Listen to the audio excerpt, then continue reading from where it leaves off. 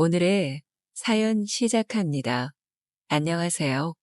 예쁘다는 칭찬을 많이 듣고 몸매도 좋고 직업까지 좋은 저는 사실 남에게 말 못할 비밀이 하나 있습니다.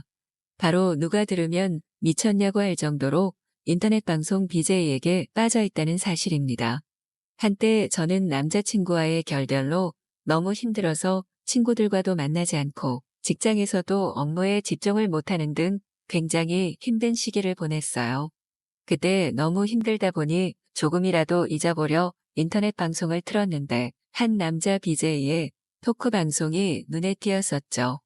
그 남자는 특출나게 잘생기지도 않았고 오히려 여자들이 싫어할 만한 요소는 다 갖춘 남자였어요. 덥수룩한 머리에 정돈되지 않은 것 같은 수염들, 앉아만 있어도 느껴지는 큰 덩치까지 아무래도 많은 여자들의 이상형과는 거리가 먼 것 같았죠. 그럼에도 이상하게 그 남자 BJ가 눈에 들어왔고 라이브 방송에 들어가서 눈팅을 조금 하다 보니 어느새 말도 웃기게 하는 그 BJ 방송을 보며 저도 모르게 웃고 있더라고요. 남자친구와 헤어지고 단 한 번도 제대로 웃은 적이 없는 것 같은데 이렇게 우연찮게 들어간 남자 BJ의 방송을 보며 웃는다는 게 저도 신기할 따름이었어요. 그래서 그 뒤로는 퇴근 후라던가 밥을 먹는 와중이라던가 여러 상황에서 자연스레 그 남자의 방송을 보기 시작했어요. 게임 방송이랑 토크 방송을 주로 하던 그의 입담에 시간 가는 줄 모르고 계속해서 보게 되었고 정말 진심으로 그의 팬이 되었죠.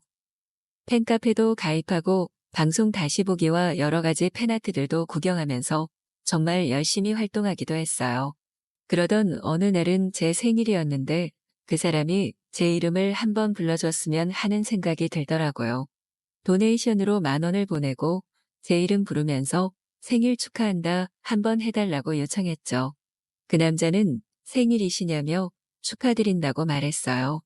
그 짧은 순간이지만 뭔가 이 사람이 단순히 모니터로만 볼 수 있는 가상인물이 아니라 실제 인물 같다는 느낌이 들면서 소통이 재밌어지더라고요. 그 뒤로도 방송을 챙겨보면서 이제 주위 사람들에게도 이 남자 BJ를 추천하는 지경에 이르렀어요. 그렇게 시간이 좀 흐르고 팬카페에 팬미팅을 한다는 공지가 올라왔어요. 모임 장소도 멀지 않고 시간도 주말이라 참여할 수 있을 것 같아서 참여 신청을 올렸어요. 팬미팅 참여하는 거에도 조건이 필요했는데 저는 꽤 오랫동안 도네이션도 하고 영상도 본 시청자라 참여가 가능하더라고요. 아무튼 화면으로만 보던 그 남자를 실제로 보게 된다니 모임 날이 다가올수록 너무나 떨렸어요. 그렇게 모임 당일날 최대한 이쁘게 하려고 미용실 가서 머리와 메이크업까지 받고 옷도 새로 산 이쁜 옷들로 입고 갔어요. 도착하니까 이미 많은 사람들이 모여 있고 가운데에 누가 봐도 화면이랑 똑같은 그 남자 BJ가 앉아 있었어요. 그 남자는 저를 보고 살짝 눈이 커진 듯 하더라고요. 내가 잘 꾸미고 가긴 했구나. 살짝의 뿌듯함이 느껴지는 와중에 여러 사람들과 반갑게 인사했어요. 이런저런 얘기를 하는데 그 남자가 다른 사람들에 비해 저에게 특히 질문을 많이 하는 느낌이 들더라고요. 직업은 뭐냐, 나이는 몇 살이냐 등등 물어보면서 너무 예뻐서 연예인인 줄 알았다며 칭찬을 해주셨어요. 팬미팅에 나온 다른 팬분들도 저를 보고 칭찬 한마디씩 거들기도 하고요. BJ분이 주인공인데 왜 저한테 시선이 쏠려 부끄럽기도 했지만 사실 그 남자 BJ분의 관심을 받는 게 너무 좋았어요. 단순 방송으로만 보던 사람이었지만 너무 재밌는 사람이기도 하고 무엇보다 제가 너무 힘들 때 힘이 되어준 사람이었기 때문이에요. 아무튼 이런 마음은 살짝 숨기고 그렇게 팬미팅은 너무 즐거운 분위기로 마무리되었죠. 집에 가서 행복한 마음에 기분 좋은 미소를 짓고 있던 와중 갑자기 카톡이 왔어요. 카톡을 보낸 사람은 바로 그 남자 BJ였고 어떻게 연락을 했나 궁금했어요. 알고 보니 팬미팅 참여할 때 제 번호를 적는데 그걸 보고 저한테 연락을 준 거였어요. 그분은 돌직구로 저에게 너무 예쁘시고 눈길이 가고 호감이 가서 연락드렸다고 하더라고요. 저는 떨리는 마음을 붙잡고 아무렇지 않은 척 이런저런 얘기를 나누기 시작했어요. 그렇게 다른 팬들은 모르는 그와 저 둘만의 카톡이 계속됐어요. 그 남자는 방송으로는 웃기는 모습만 주로 보여줬지만 저랑 대화할 때는 진중한 모습을 보여주기도 하고 저를 하나하나 잘 챙겨줬어요. 저는 그분과의 대화가 너무 즐거웠지만 한편으로는 남자친구와 헤어지고 너무 힘든 시기를 보냈던 시기가 있어서 조금 조심스럽기도 했어요. 그러나 그 남자는 자신이 가볍게 접근한 것 같다 조금 불안하긴 하겠지만 정말 첫눈에 반했고 앞으로 잘해줄 것이라며 계속해서 저에게 마음을 표현해줬죠. 원래도 그분을 팬으로서 좋아했던 저는 이제는 남자로서 점점 끌리기 시작했어요. 그래도 아직은 섣부른 것 같아 가끔 만나 밥 정도만 먹고 다시 저는 방송을 보는 팬의 입장으로 그는 방송하는 BJ 입장으로 서로를 보았어요. 다만 제가 그 남자와 만나는 거를 고민했던 이유 중 하나가 그분이 여성 팬들이 너무 많아 혹시 연애를 하는 게 밝혀지면 방송에 피해가 갈까봐 걱정이 되더라고요. 또 한편으로는 정말 이 남자를 믿어도 될까 계속해서 혼란이 오기도 했고요. 그럼에도 사람의 정이란 게 뭔지 계속 만나다 보니 정도 생기고 그렇게 잘생기지 않은 외모도 잘생겨 보이고 귀엽고 그렇더라고요. 결국 우리는 연애를 시작했고 방송을 쉬는 날에는 같이 데이트도 하고 그 남자의 자취방에서 사랑을 나누기도 하고 평범한 연인처럼 연애를 했어요. 덩치도 크고 키도 큰 그 남자에게 안겨있고 사랑을 나눌 때면 이제까지 충족되지 못했던 무언가가 채워지는 그런 느낌이 들었어요. 그렇게 행복한 연애를 지속하고 있던 와중 팬카페에 남성 BJ 연애하는 것 같다고 글이 올라왔어요. 사진에는 저희 둘이 손잡고 마트를 가는 모습이 있었어요. 그렇게 시청자가 많지 않은 BJ였음에도 골수 팬들이 조금 있어서 그 글은 금방 화제가 됐고 여성 팬들이 해명하라며 댓글을 달더라고요. 저는 괜히 제가 잘못한 것 같은 죄책감에 그분한테 너무 미안하기도 하고 그만 만나자 해야 하나 고민도 했어요. 그런데 그 남자는 오히려 저를 안심시키면서 전혀 그런 걱정 말라고 이런 일을 예상하지 못했던 것도 아니고 자기가 책임진다고 그러더라고요. 그분은 팬카페에 저랑 사귄다는 내용의 글을 올리면서 미리 말하지 못해 죄송하다는 말과 함께 그럼에도 저를 너무 사랑하고 아껴주고 싶다는 솔직한 마음을 담아냈어요. 저는 그 글을 보고 정말 눈물이 쏟아져 그를 찾아갔고 그분은 자기가 한 말은 지킨다며 저를 만나는 것 자체가 쉬운 마음이 아니었다는 걸 다시 한번 증명해 줬어요. 울고 있는 저를 안아주면서 키스를 하고 따뜻하게 껴안아주면서 저희는 정말 진실된 사랑을 나눴어요. 그의 방송은 그 뒤로 이전처럼 잘 나가지는 않았지만 그럼에도 진심으로 우리를 위해 주는 팬분들이 남았고 그렇게 저는 예상치도 못하게 BJ와 연애를 하는 사람이 되었습니다. 주위 친구들은 그 남자의 외형만 보고 너같이 이쁜 애가 무슨 짓이냐며 절말렸지만 저는 전혀 개의치 않았어요. 예전에 힘들었던 저를 힘나게 해주었던 그의 방송을 보는 열혈 팬으로서 또 그의 여자친구로서 최선을 다할 뿐입니다. 오늘의 사연 시작합니다. 안녕하세요. 10년도 넘은 옛날 이야기를 하고자 합니다. 그때가 30대 초반에 회사를 다닌 지 4년쯤 되었을 때였습니다. 진급 시점이 되어서 토익 시험을 보았는데 점수가 형편이 없었습니다. 대학교 졸업 및 취업 시즌에 토익 공부한 뒤로는 쭉 잊고 살았는데 오랜만에 다시 본 예전 성적에 딱 절반이 나왔습니다. 안정적인 진급을 하려면 토익 점수를 더 올려야 해서 저는 퇴근하고 목금으로 토익 학원을 다녔습니다. 만나는 여자친구가 있었고 진급을 하려면 꼭 높은 점수가 필요해서 열심히 공부를 할 생각이었지만 그래도 이왕이면 예쁜 여자가 많았으면 좋겠다는 생각으로 학원에 갔습니다. 설레는 마음으로 다른 사람들보다 일찍 강의실에 도착했습니다. 맨 앞에 앉아서 들어오는 사람들을 보고 있는데 대부분이 남자들이었고 가끔씩 여자도 있었지만 그녀의 외모는 열심히 공부해서 진급하라는 하늘의 명령 같았습니다. 그래서 쓸데없는 마음을 접고 열심히 수업을 듣고 있는데 한 15분쯤 지나서 지각생이 들어왔습니다. 얼핏 봐서는 중국 여배우도 닮은 것 같고 일본 동영상에 나오는 여배우도 닮은 것처럼 생긴 아주 섹시한 매력이 풍기는 여자였습니다. 대부분 사람들은 맨 앞자리를 부담스러워서 좀 뒤로 가는데 비어있는 맨 앞자리도 많았는데도 제 옆자리에 앉았습니다. 속으로 쾌재를 부르며 공부만 해야겠다고 마음을 먹었던 저에게 수많은 딴 생각이 들게 되었습니다. 그녀는 15분이나 늦게 왔기에 이것저것 프린트 자료도 못 받고 무슨 내용인지도 헤매고 있었습니다.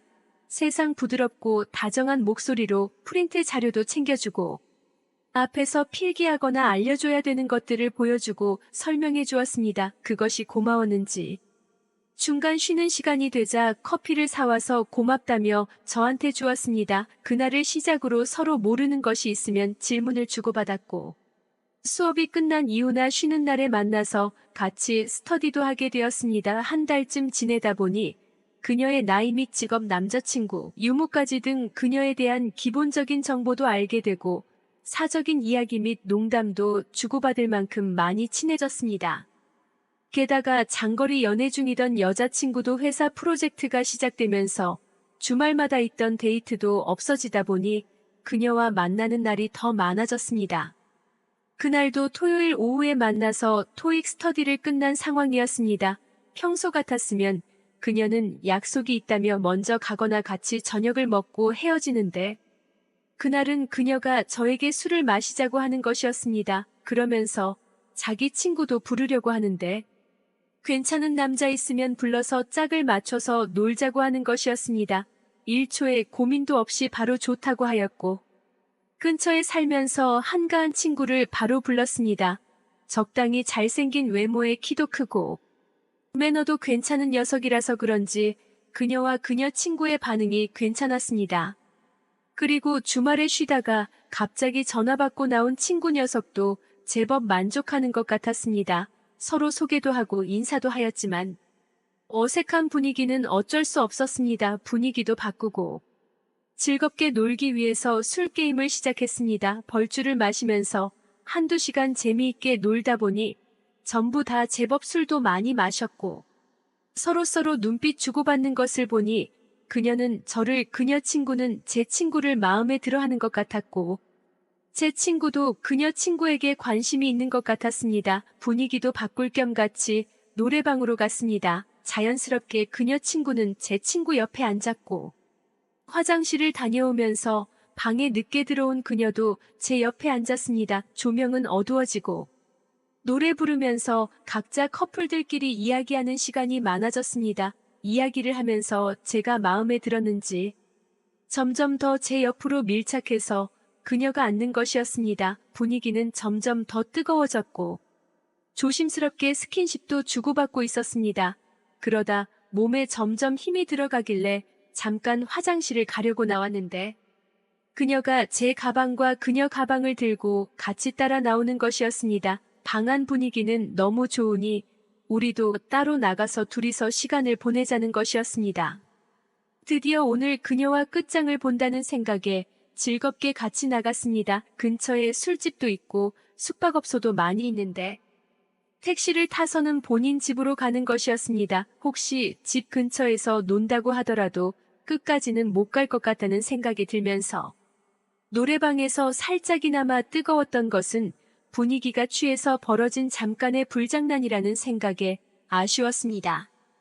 그런데 택시에 내리자마자 근처에서 놀자는 말도 안 하고 집으로 걸어가는데 그녀와는 인연이 없는 것 같아서 잘 들어가라고 인사를 하였습니다. 그랬더니 저는 같이 안 들어갈 거냐고 묻는 것이었습니다. 집에 어른들도 계실 텐데 어떻게 들어가냐고 물었더니 혼자 사는 집이라면서 자기 집에 가서 같이 놀자고 하는 것이었습니다. 순간 제 얼굴이 환하게 변했는지 어떤지 얼굴이 어두운 게 속이 안 좋아서 그런 줄 알았더니 그게 아니었다면서 은큼하다고 하였습니다.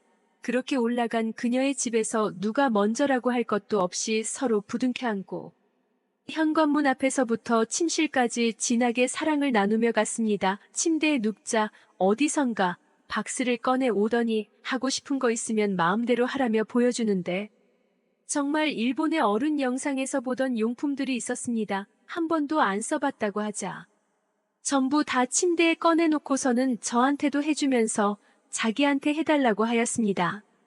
밤새 용품들과 함께 그녀의 전부를 알아가는 시간을 가졌습니다.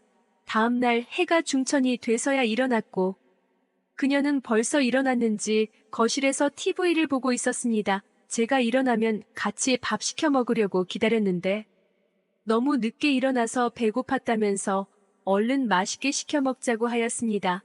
그렇게 둘이서 허겁지겁 해장 겸 폭풍 식사를 끝내니 어젯밤 오랫동안 서로를 알아봤는데도 또 눈이 맞아서 서로를 알아가는 시간을 가졌습니다. 그날 이후로 저희는 서로 궁합이 잘 맞는다면서 자주 만나는 사이로 지내다가 2년쯤 지나서 그녀가 아는 오빠랑 결혼한다고 하면서 끝나게 되었습니다. 정말 너무 잘 맞아서 저와 결혼하자고 하는 것은 어떠냐고 물었더니 아는 오빠가 직업이 의사라고 말을 하는데 더 이상 제가 할 말이 없었습니다. 그녀는 결혼하기 전날까지도 제 침대에서 볼다가 갔지만 결혼식 이후에는 차단을 하였는지 제 연락을 받지도 주지도 않았습니다. 몇 년이 지나서 우연히 그녀를 백화점에서 보았는데 저를 모르는 척 지나갔고 그때 본 것이 마지막입니다. 제법 많은 시간이 지났음에도 가끔 그녀가 생각이 나고 다른 여자를 만나도 그녀의 여운이 계속 남아서 아직까지도 결혼도 못하고 노총각으로 지내는 것 같습니다. 그녀도 가끔은 제 생각을 하겠죠. 오늘의 사연은 여기까지입니다. 구독과 좋아요, 알림 설정 부탁드립니다. 긴 글을 읽어주셔서 감사합니다. 구독과 좋아요, 꾹꾹 알림 설정도 꼭꼭 눌러주세요. 오늘의 사연 시작합니다. 안녕하세요. 저는 33살의 장애인 복지관에서 일하고 있는 사회복지사예요. 어디 가서 직업이 사회복지사라고 하면 굉장히 차분하고 선할 거라고 생각하세요. 하지만 저는 그냥 보통의 평범한 직장인일 뿐이랍니다. 전공을 사회복지학과로 하게 된 것도 힘든 재수 끝에 점수대가 그 정도여서 지원한 거지 특별히 뜻이 있던 것은 아니었어요. 열심히 학교를 다니면서 학점 관리를 하고 사회복지사 자격증까지 따면서 무난하게 취업을 하게 되었어요. 저의 첫 직장은 서울 변두리에 있는 작은 사회복지관이었어요. 주로 장애인들의 사회재활을 돕는 일을 했고 그 외에 행정, 복지 일도 함께 했죠. 규모가 작아서 일이 많지 않을 거라고 생각했는데 며칠 지내다 보니 그렇지가 않더라고요. 복지관은 아침부터 북적였고 늘 소란스러웠어요. 몸이 불편할 뿐이지 장애인들도 보통 사람들과 똑같이 감정을 느끼고 성격도 다양했거든요. 다만 요구사항을 조금만 늦게 처리를 해주거나 바빠서 이야기를 잘 들어주지 못할 때 버럭 화를 내는 경우가 종종 있었어요. 자신의 장애에 대한 일종의 피해의식 같은 거였죠. 그래서 복지관에서 일할 때는 말과 행동을 각별히 조심해야 했어요. 입사하고 3개월은 정신없이 보낸 것 같아요. 일보다 힘든 것은 사람을 대하는 것, 감정선을 유지하는 것이었죠. 힘들긴 했지만 일단 경력 쌓아서 더 나은 직장으로 이직을 해야겠다고 생각했어요. 그날도 복지관의 블랙리스트에 올라있는 장애인 어르신께 아침부터 한 소리를 듣고 있었어요. 왜 자신의 요구사항을 들어주지 않느냐? 복지관은 정말 장애인들의 복지를 위하고 있느냐? 복지가 무엇이라고 생각하느냐고요. 평상시에도 1절부터 10절까지는 기본적으로 하시는 분이라 직원들 모두가 무시하고 있었어요. 그런데 제가 어리버리한 신입인 줄 알고 저를 붙잡고 자꾸 뭐라고 하시는 거예요. 약간의 치매 증상도 있어 했던 말을 반복하시고 설명을 드려도 못 알아들으시고 밀린 업무는 해야겠고 난감했죠. 어르신께 이제 그만하시라고 말했어요. 바로 그때 처음 보는 한 남자 장애인이 휠체어를 끌고 오며 외치는 거예요. 혹시나 싸움이 나면 어쩌나 두 사람을 지켜보고 있는데 선생님 그냥 제가 조금 뭐 좀 물어보려고 한 거라고 하면서 꼬리를 내리는 것입니다. 그 남자는 알았다고 하면서 그 어르신을 모시는 것이에요. 놀란 눈으로 새롭게 등장한 남자를 보고 있는데 어르신께서 몸뿐 아니라 마음까지 아프셔서 그런 거니까 너그럽게 이해하라고 하더라고요. 하지만 아닐 땐 아니라고 단호하게 말씀하셔야 오늘처럼 곤란하지 않는다고 하면서요. 감사하다는 말 대신 꾸벅 인사를 하고 다시 자리로 돌아왔어요. 또렷한 눈매에 정확한 발음과 선한 인상을 가진 그 남자는 누구일까 궁금하기 시작했어요. 복지관에 와서 많은 장애인들을 만나왔지만 그분들과는 다른 뭔가 자신감 넘치는 모습이 좋아 보였어요. 그 궁금증은 얼마 지나지 않아서 풀리게 되었어요. 그 남자는 다름 아닌 저와 같은 사회복지사더라고요. 그 남자가 복지사들이 근무하는 사무실로 들어오자 직원들이 반기면서 일어서서 박수를 치는 거예요. 그 사회복지사가 복지부 장관상을 받아서 축하를 해주더라고요. 그 남자는 제가 입사하기 전에 복지부에서 주최하는 해외 연수 프로그램에 참가했다가 돌아오는 길이었더라고요. 의미 있는 성과도 거두어 이 작은 복지관을 세상에 알린 장본인이기도 했죠. 옆자리 선배에게 들었는데 그 남자는 5년 전 큰 교통사고를 당해서 생사를 넘나드는 수술 끝에 하반신 마비라는 장애를 얻게 되었다고 해요. 원래 대기업을 다니며 촉망받던 젊은이가 하루아침에 장애자가 되었으니 그 심정은 말로 다 표현할 수 없었겠죠.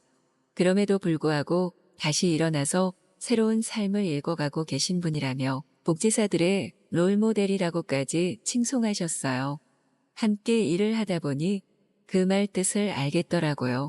일에 있어서는 정말 시작과 끝이 분명했고 체계적이었어요.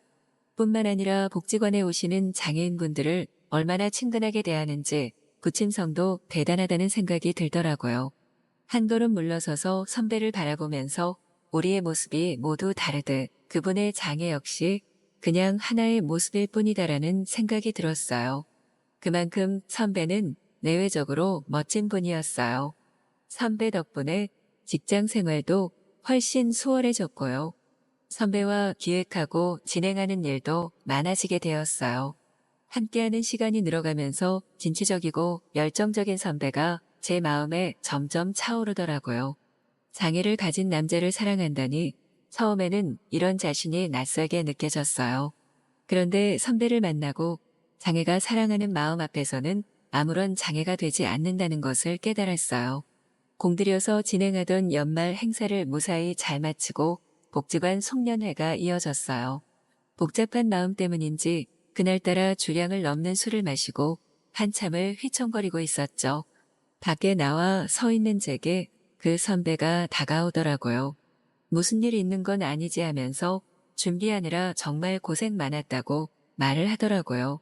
언제나처럼 다정스럽게 말을 건네는 선배에게 대뜸 고백을 해버렸어요. 선배를 좋아한다고요. 선배는 당황한 듯 웃으면서 말하더라고요. 선배는 취했다고 하면서 무시했어요. 취기를 빌려 다시 한번 선배에게 좋아한다고 큰 소리로 마음을 전했어요. 그런데 그 순간 일행들이 몰려오고 선배로부터 아무런 대답을 들을 수 없었어요.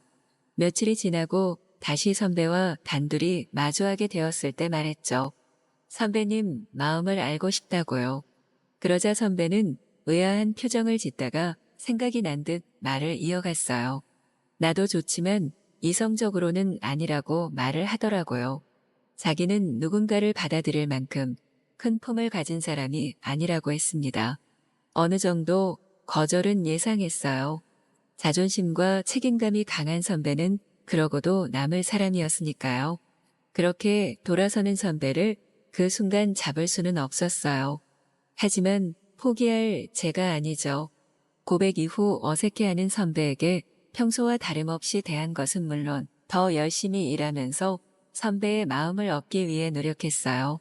어느 날 복지관에 마음의 편지라는 행사가 있었어요.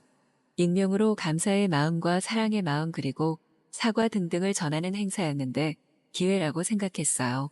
그래서 선배만 느낄 수 있도록 구구절절하게 편지를 썼죠. 그리고 얼마 후 답신이 왔어요. 그동안 선배가 살아왔던 삶이 담겨있는 편지였어요. 갑작스러운 사고로 예상치도 못한 삶과 마주하게 되면서 선배는 깊은 우울감과 상실감에 두문분출하며 지냈다고 해요. 그렇게 꼬박 1년을 은둔형 외톨이로 지내다가 남은 인생까지 이렇게 보낼 수 없다고 생각하고 휠체어를 타고 다시 세상 밖으로 나왔다고 해요. 만약에 사고로 목숨을 잃었다며 아무것도 할 수 없었을 텐데 그래도 할 수 있는 일이 남아있다는 사실에 감사하며 새로운 삶을 받아들이기로 했다고 해요.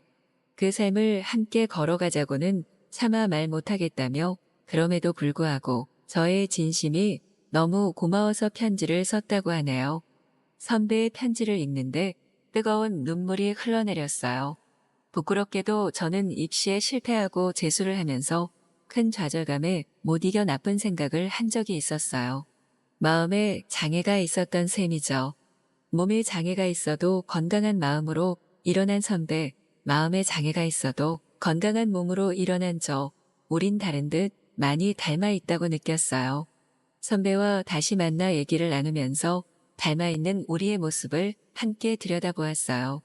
그리고 서로의 부족한 부분을 보듬으며 지금 느끼는 그대로 사랑하자고 다짐했어요. 그간의 서러움이 북받쳐 오르는지 선배가 울먹이는데 20살의 텅 빈 가슴으로 울던 제가 떠올라 따뜻하게 안아주었어요. 그렇게 선배와 저는 용기 내어 사랑을 시작했답니다. 장애를 전혀 느끼지 못할 만큼 선배는 제겐 너무 멋진 남자이고 누구보다 뜨거운 가슴을 가진 사람이에요. 이 사랑을 지키기 위해 앞으로 크고 작은 산을 넘어야겠지만 함께 손잡고 나아가 보려고요. 가장 중요한 것은 사랑을 소중히 여기는 마음과 지키려는 노력이 아닐까 해요.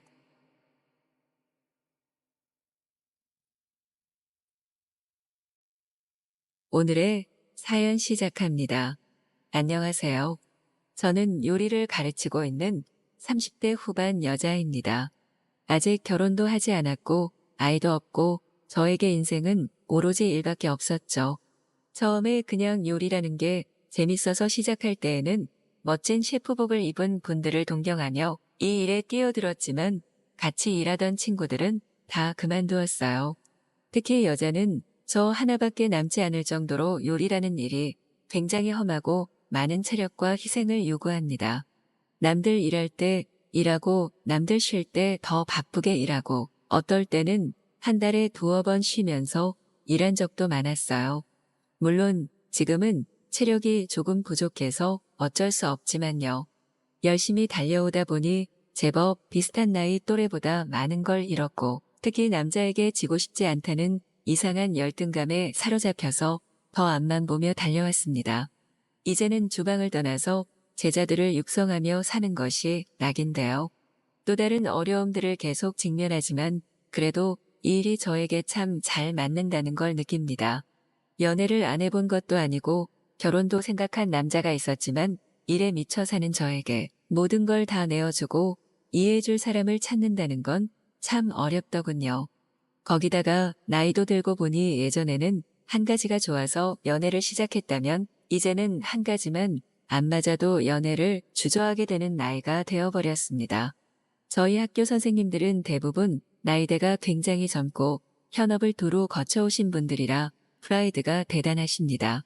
그런 교수 연구진들과 함께 요리에 대한 견해를 나누는 것 또한 저에게 큰 즐거움이죠. 좋은 분들이 훨씬 많지만 어딜 가나 제 마음 같지 않은 분들도 있죠. 소위 말하는 꼰대들이 저희 학교에는 몇 분 계십니다. 술자리에서 술을 따라보라는 말을 일삼거나 저에게 그 나이가 들도록 시집을 안 갔으면 앞으로도 안 갈 생각이냐며 그걸 농담이라고 하는 분들이 계세요. 평소라면 그냥 놓친내 오지랖이네 싶었겠지만 그날따라 언행들이 좀 심하셨습니다. 저는 좀 튼튼한 편인데 하체가 특히나 튼튼한 편입니다. 아무래도 조리복을 입으면 바지를 입어야 하니 티가 날 수밖에 없죠. 하지만 살보다 근육이 많아 탄탄한 편이라고 생각합니다. 술이 또 한두 잔 들어가시더니 살을 좀 빼면 보기 좋겠다는 둥. 그래도 오 교수는 하체가 통통하니 나이가 들어도 아이를 가질 수 있을 테니 걱정 말라고 하시더군요. 이제 그만 다녀야겠다 싶을 정도로 열이 확 받아서 화를 내려고 하는데 옆에 계시던 다른 교수님께서 그만하시라고 하더군요. 평소에도 이런 말만 하면 꼭 다무는 게 이미지 관리라도 하나 이러는데 저는 이런 거에 말 안 섞습니다. 지금도 충분히 여자 비하 발언이니 더 하시면 곤란하실 것 같습니다라며 딱 자르는 모습에 순간 심장이 쿵 하는 기분이더군요. 평소에도 젠틀하고 다정하시고 또 편안하게 대해주시는 분이라서 모두들 좋아하시는 분이지만 내 편까지 들어주는 거야 싶으니 마음이 오랜만에 출렁이더라고요. 나이는 저보다 10살이나 많으시지만 운동을 좋아하시고 패션을 좋아하셔서 언제나 멋스러운 모습에 학생들도 다들 좋아하시는 분이시죠. 누구 하나의 도움 없이 꿋꿋이 버티는 성격이라 친구들 사이에서도 굿세어라 금수나가 별명일 정도인데 저도 여자라서인지 그날 정말 감사해서인지 자꾸 마음이 가기 시작했습니다. 전에는 일에 내 생활에 바쁘고 힘들어서 남자를 멀리했는데 이게 거의 매일 보다시피 하니까 마음이 식을래야 식을 수가 없더라고요. 평소에도 잘 지냈지만 더 친하게 더 가깝게 지내려고 노력을 많이 했습니다. 별거 아닌 거에도 괜스레 리액션도 열심히 해가면서 이야기도 잘 들어주면서 이 핑계 저 핑계 대가면서 개인적으로 밥도 먹고 술도 먹고 하니 경계심이 풀어진 게 느껴지더라고요. 같이 있는 순간만큼은 내가 세상에서 제일 편안한 안식처처럼 느껴지게 하기 위해서 칭찬도 많이 하고 열심히 대화를 이끌어갔습니다. 그것만으로 만족하려고 시작한 마음이 아니었기 때문에 어떻게 하면 이분이 나에게 넘어올 수 있을까 곰곰이 생각했습니다. 뭔가 결정타가 필요했다고 생각했죠. 그래서 다들 식사하는 자리에서 웃으며 저 선보려고요. 이야기를 흘리고 며칠 냉담하게 굴었습니다. 조금 피하는 듯 말이죠. 그랬더니 술 한잔 하자면서 왜 요즘 자신을 피하냐고 물어보시더군요. 술에 잔뜩 취해서 편안하게 대해주더니 갑자기 왜 선을 긋는 것처럼 구냐고 하는데 이제와 하는 말이지만 아때가 되었다고 생각했습니다. 그래서 저는 충분히 호감을 표현한 것 같은데 말씀이 없으셔서 친구로 지내자는 것 같아 거리를 두었다고 했죠. 그런 게 아니라 내 말은 뭔지 알지 않냐며 말끝을 흐리시는데 그럼 오늘 같이 있고 싶다고 얘기했습니다. 계속 봐야 하고 이래도 되는지 모르겠다 방황하는 눈을 똑바로 바라보며 오늘이 아니면 저는 다시는 교수님 개인적으로 안 뵐 거예요 라고 하니 결심한 듯 제 손을 꼭 잡으시더군요. 오랜만에 남자와 빈방을 찾아 올라가는 엘리베이터 안이 어찌나 더웠는지 볼이 빨개지는 기분을 느꼈습니다. 거침없이 맞춰오는 입술과 몸짓에 저희는 그날 서로의 마음을 확실하게 확인했어요. 그렇게 기다려오던 정열적인 밤을 맞이해서 그런지 그냥 오랜만이라서 그런지 몰라도 발끝까지 저릿저릿하게 휘몰아치는 기분이었습니다. 그 이후 저희는 연인으로 발전해서 학교에서 몰래 비밀 연애를 하고 있습니다. 이 나이에 비밀 연애라고 하는 것도 웃기지만 서로 눈짓을 주고받으며 아직 페이 강사인 저 대신 제대로 된 교수실을 갖추고 있는 그분의 방문을 두드리고 사랑을 나누기도 하죠. 오랜만에 남자로서의 기분을 느껴본다며 저를 꼭 안아주시는 모습에 제가 사람을 잘못 보지 않았구나 생각이 듭니다. 제가 그렇게 공을 들일 때에는 무심한 것 같더니 요즘은 오히려 저를 데리고 여기저기 많이 다니시는 것 같아요. 여기를 꼭 와보고 싶었다. 이걸 꼭 같이 먹고 싶었다 하고 싶은 게 이렇게 많으신 분인지도 몰랐고 같이 있으면 10살 오빠가 아니라 꼭 소년 같은 기분도 듭니다. 요즘 정말 행복한 연애를 하고 있기는 한데 이 연애의 끝이 결혼이나 영원이 아니라는 생각이 들 때면 씁쓸한 느낌을 지울 수가 없습니다. 지금이야 아이 교육 때문에 떨어져 지내고 사이도 소원한 쇼윈도 부부라고 말하지만 남들이 보는 그분의 가정은 완벽하고 제가 비집고 들어갈 틈은 없거든요. 물론 모든 걸 버리고 저에게 오라고 이야기하지 않습니다. 편안하게 해주는 모습에 저에게 가장 큰 매력을 느꼈다는 그에게 부담을 줄 수는 없죠. 그리고 저도 사실 결혼이나 어떤 것에 얽매이는 삶을 아직까지는 생각해 본 적이 없기도 하고요. 그냥 요즘 늦게라도 시작한 연애에 저도 그분도 열심히 온 마음을 다해서 집중하고 있습니다.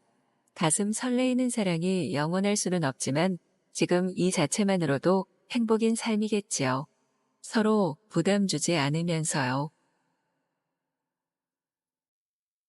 오늘의 사연 시작합니다.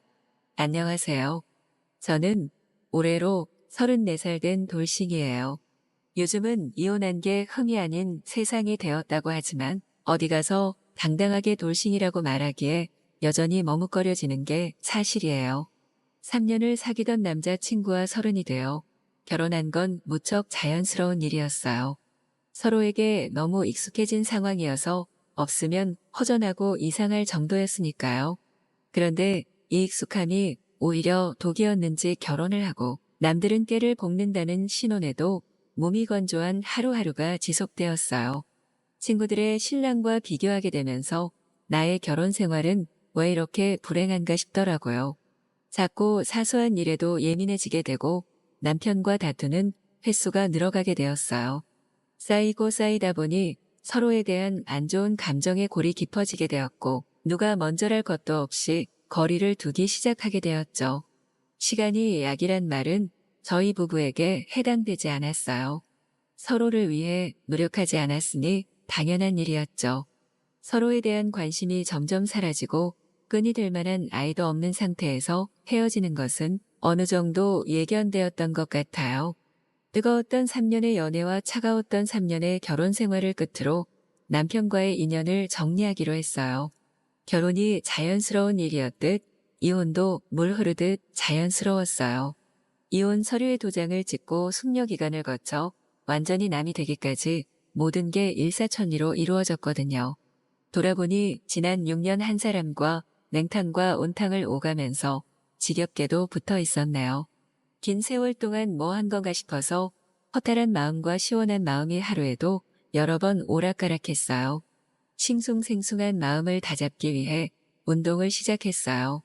땀이라도 흠뻑 흘리고 나면 잊힐까 개운해질까 싶었던 것 같아요.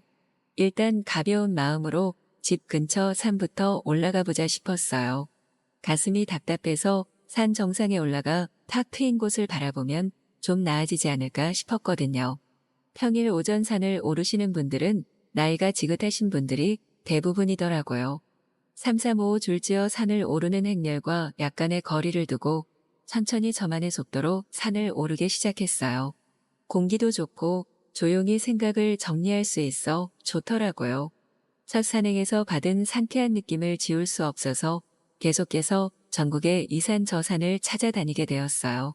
오롯이 혼자이고 싶은데 산 역시 사람이 오가는 곳이다 보니 말을 걸어오시는 분들이 종종 있었어요. 왜 혼자 왔느냐, 어디서 왔느냐, 몇 살이냐 하면서 물어보는 것입니다. 젊은 축에 속하는 여자가 혼자 산에 오니 호기심이 생기셨나 봐요. 혼자면 나랑 연애하자고 킥킥거리며 농담을 건네시는 분도 계셨거든요. 웃고 말았지만 혼자라서 사람들이 쉽고 만만하게 보는 것 같아 괜히 속상하더라고요. 여름 장마가 시작될 무렵 일찍 휴가계를 내고 큰맘 먹고 한라산 등반에 나섰어요. 휴가 기간 동안 제주도에 머물면서 한라산 구석구석을 둘러봐야겠다고 마음먹었거든요.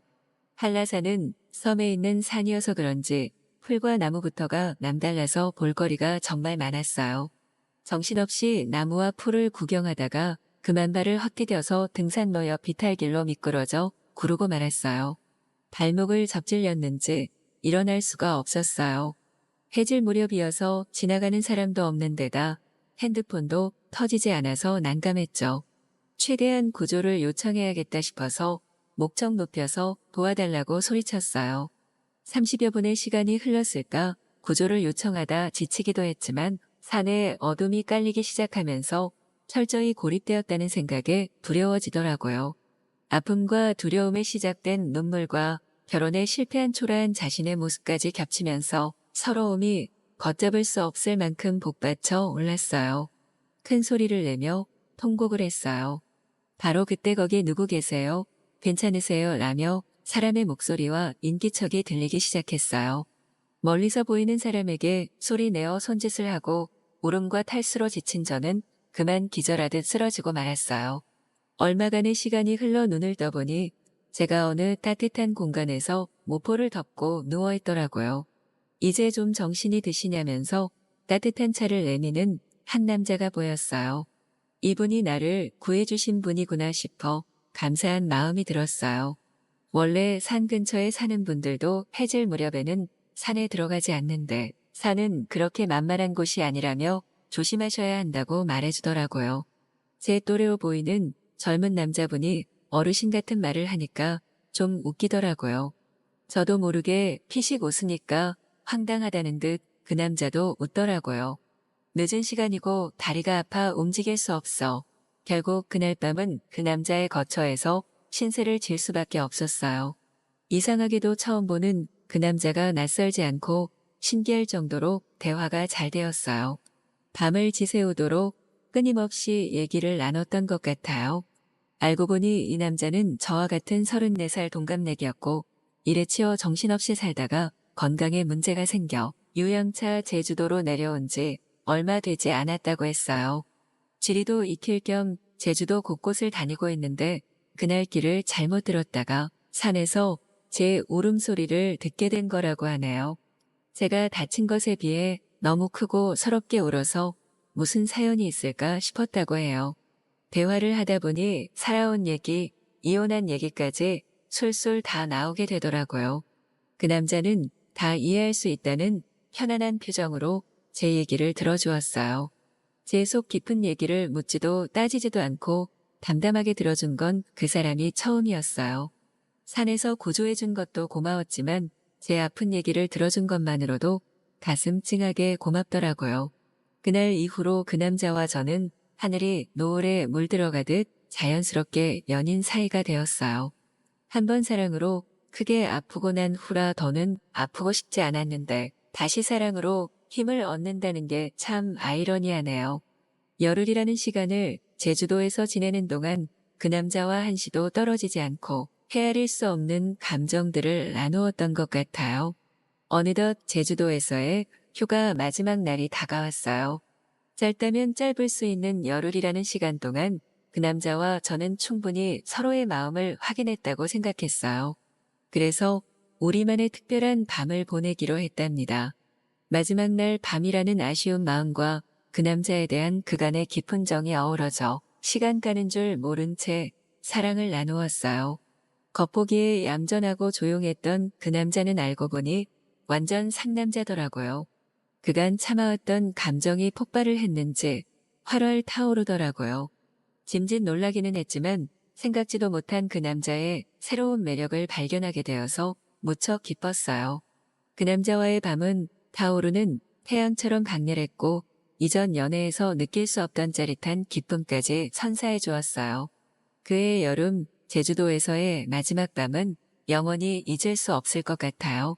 서울로 올라와서도 주말마다 제주도와 서울을 오가면서 그 남자와의 장거리 연애를 하게 되었어요.